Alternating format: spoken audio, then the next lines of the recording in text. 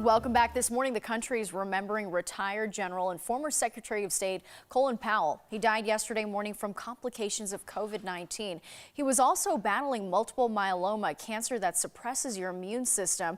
To talk about the medical circumstances surrounding his death, we bring in our 9Health expert, Dr. Payal Kohli. Good morning, Dr. Kohli. Good morning, Natasha. So this was sad news that came through yesterday. What are some of the medical takeaways, from his passing in terms of COVID, breakthrough cases, his underlying conditions? Yeah, one of the biggest things I'm hearing out there is that he got the virus despite being fully vaccinated. So that proves that the vaccine, is not working. Right.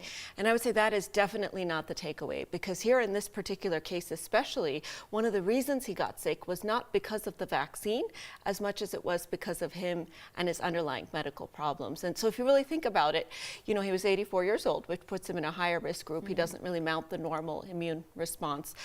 He had multiple myeloma, which is not just any cancer that suppresses the immune system, but actually a cancer that affects the cells that make antibodies.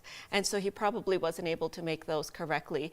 And third, he was more than 6 months out from his second dose. He had not yet actually gotten his booster yet. So it's very possible that his antibodies had started to go down as well. So really a failure more, I think, of the fact that he had an underlying illness, one of the highest risk groups, rather than the vaccine itself. So this is so much more than just a breakthrough case. Definitely more than a breakthrough case. And I think, if anything, it kind of represents our most vulnerable population, an older gentleman, African American, immunocompromised, with a cancer that affects the immune system, really the perfect storm. Right. Talking about the population of being immunosuppressed, how common is that? It's not very common. Only 2.7% of the population is thought to be considered immunosuppressed. But if you look at the hospitals, 44% of people in the hospitals are immunosuppressed. So really we see just how much risk that population is at. And that's why it's really important, if you are in that population, to go and get that third shot so that you make sure that you have enough protection.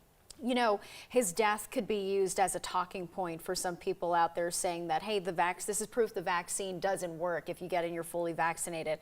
What's your response to that? I would say he had multiple myeloma. And if we look at the studies of patients that have multiple myeloma and received the vaccine, less than half of them make an adequate immune response to the vaccine. And we're only talking 2 doses. He didn't even go and get his third dose. So again, I would really say that, first of all, no vaccine is 100%. But in this particular case, it really is a demonstration, in fact, that the person themselves and their underlying risk is what's very important. And we should therefore continue to be doing those mitigation measures, even if we're fully vaccinated, because it's not a foolproof protection. Right. All right, Dr. Kohli, thank you so much.